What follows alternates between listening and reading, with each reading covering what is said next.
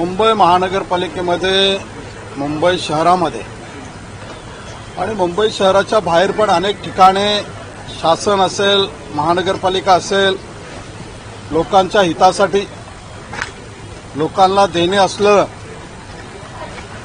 या सर्व गोष्टीच्या माध्यमातून उद्यान असतील, मैदान असतील किंवा आपल्या चौपाटी असते,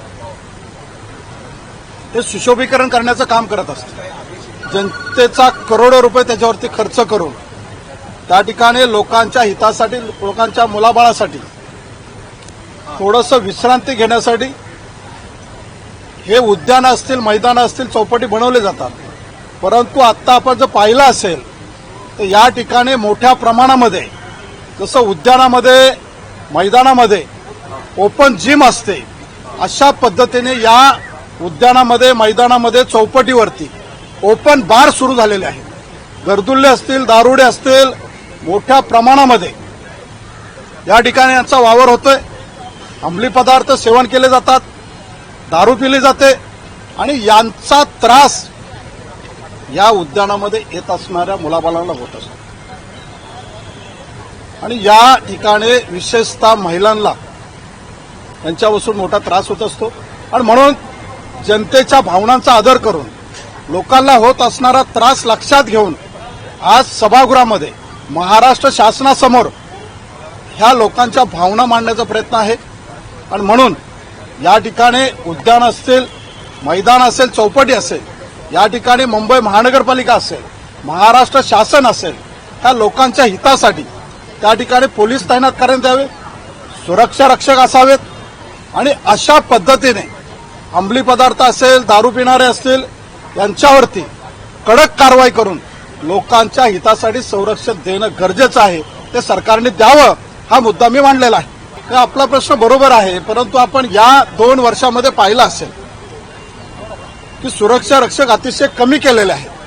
पूर्वी सुरक्षा रक्षक मोठ्या प्रमाणात होते, तैनात केले जात होते, परंतु आत्ता नवीन महानगरपालिकेच्या कायद्याप्रमाणे किंवा त्या ठिकाणी बसलेल्या अधिकाऱ्याच्या मर्जीप्रमाणे अतिशय कमी सुरक्षा आहेत.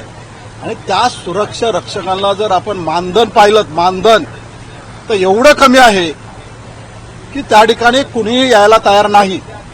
त्यामुळे महाराष्ट्र कायदा, कामगार कायदा यानुसार कमीत कमी जो मानधन दिलं जातं, पगार दिला जातो, तो महानगरपालिकेने त्या लोकांना द्यावा, जेणेकरून त्या ठिकाणी त्यांच्या माध्यमातून जे आपण समाजाला देणे आहोत, आपलं बंधनकारक आहे, उद्यान असतील, मैदान असतील, हे मुंबई शहरातील लोकांना देणे आहे, हे आपलं कर्तव्य आहे.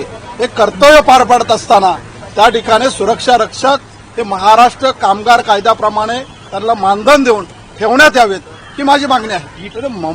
मी तर तुम्ही मोकळ्या जागेवरती गेलेल्या, मी विकास केलेल्या ज्या जागा आहेत, उद्यान असतील, मैदान असतील, चौपाटी असेल, या ठिकाणी जे मुंबई शहरातील जे लोक, करदारी लोक आहेत, जे कर भरतात, जेणेकरून मुंबई महानगरपालिका असेल, शासन असेल, केंद्र शासन असेल, याला मोठ्या प्रमाणामध्ये पैसा जमा होतो.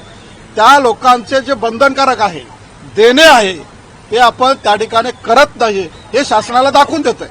त्या सभागृहामध्ये त्या संबंधित खात्याचे मंत्री यांनी आपल्या भावना व्यक्त केल्या.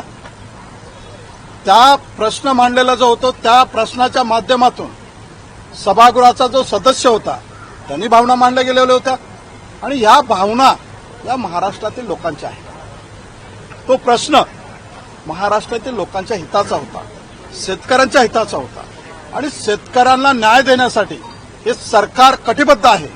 या दृष्टिकोनातून शासनाच्या माध्यमातून त्या ठिकाणी शेतकऱ्यांना दिले जाऊ असलेला न्याय, त्यांच्या हिताचं जे आहे ते करणं बंधनकारक आहे. या दृष्टिकोनातून ज्यावेळी मंत्र्यांनी सांगितलं की अधिकारीच आमचं ऐकत नाहीये, त्यामुळे आम्ही शेतकऱ्यांना विचारलेल्या सदस्याच्या प्रश्नाला उत्तर देऊ शकत नाहीये. आणि या भावना ह्या शेतकऱ्यांच्या होत्या, या भावना या महाराष्ट्रातील जनतेच्या होत्या. आणि त्यामुळे महाराष्ट्रातील जनतेच्या भावनांचा जो आदर करणार नाही, त्याला त्याची जिम्मेदारी दाखवणं हे सभागृहाचं काम आहे. त्या ठिकाणी सभागृहामध्ये तुमच्या माध्यमातून तुम्ही पाहिलं असेल, लोकांना दाखवलं असेल की अधिकाऱ्यांची जी जिम्मेदारी आहे ती जिम्मेदारी त्या ठिकाणी गांभीर्याने घेणं गरजेचं आहे. कारण आमच्यासारखा कार्यकर्ता, आमच्यासारखा एखादा आमदार लोकांनी ज्यावेळेस निवडून दिलेला असतो त्यावेळेस लोकांच्या भावना त्या सरकार दरबारी मांडल्या गेल्या पाहिजे. त्यांच्या भावनांना न्याय मिळाला पाहिजे. शेतकऱ्यांचे प्रश्न असतील, कामगारांचे प्रश्न असतील, युवकांचे प्रश्न असतील, माझ्या आया बहिणींचे प्रश्न असतील, तो जो न्याय हक्क आहे तो या ठिकाणी शासनाच्या माध्यमातून मिळवून दिला पाहिजे. हे त्या लोकप्रतिनिधीचं काम आहे. आणि म्हणून लोकप्रतिनिधी त्या जनतेच्या भावना घेऊन येत असतो.